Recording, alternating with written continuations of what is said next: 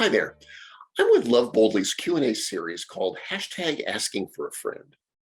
In this series, we address questions that some Christians may be uncomfortable asking people who are LGBTQIA+.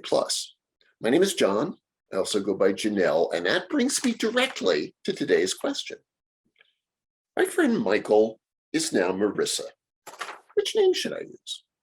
Before we get into that, let's go back and look at names in general. In short, names mean things.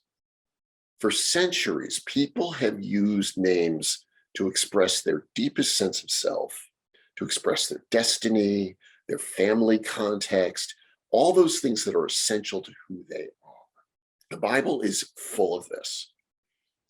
God brought the animals to Adam, and when each animal was presented to Adam and he named them, that was its name. Objectively, forever. Very weighty decision, and it shows you the power of names. Abram. God changed his name to Abraham, father of a multitude, to reflect the new destiny he was going to have. God did the same thing with Jacob when he renamed him Israel. Now, this is not just a Bible phenomenon. It happens all the time nowadays in everyday life. I have a friend from college who went by her childhood nickname, probably from birth, all the way up to college graduation day, at which point she changed her name to her more formal given name because it reflected her new, more professional sense of self. Trans and gender nonconforming people are doing exactly the same thing. They are selecting and using new names to reflect who they are and the self that they have discovered on their journey. For instance, my name is John. My parents named me John. They gave me a name that was straight up male because they assumed at the time that I was straight up male. It was 1957 and nobody knew any better.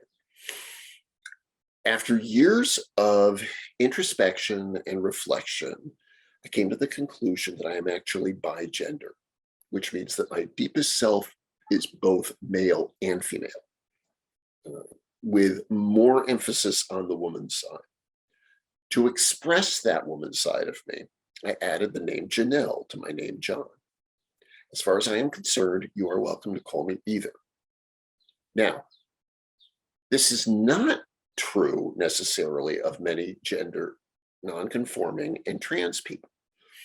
Very often, they will discard their birth name and instead go only with their new name. The birth name is they refer to as their dead name, in case you ever hear that going around. But they will only use the name that reflects who they are at this point in their life. So, you have all this information. What do you do now? Here are a few tips. Number one, follow the lead of the person you're talking to. Listen to their conversation. Listen to the way they refer to themselves, to the way they introduce themselves, and follow their lead on what you should call them. In our example, Marissa is using Marissa as her name. It would be incorrect to call her Michael. So call her Marissa. Point number two, don't worry if you screw up the name. We all do it. I screw up my own names sometimes. It's appropriate to, when you catch yourself, utter a quick sorry and then correct yourself and move on. That's all you have to do. Number three, be patient with us. Some of us go through a number of names before we find the one that is really going to work. We have to try them out sometimes. So if our name seems to change a couple of different times, just hang with us. Also, finally, should you ask the person what they want to be called? This sounds like a great idea on paper, but it does get complicated pretty fast. If you decide to do it, Do it privately, one-on-one. Ask them how they want to be referred to. Be aware too that they might use different names for different contexts because not everybody is out to everybody. Not all trans and gender nonconforming people want to use their new name with everybody. This is a great question. Thanks for asking.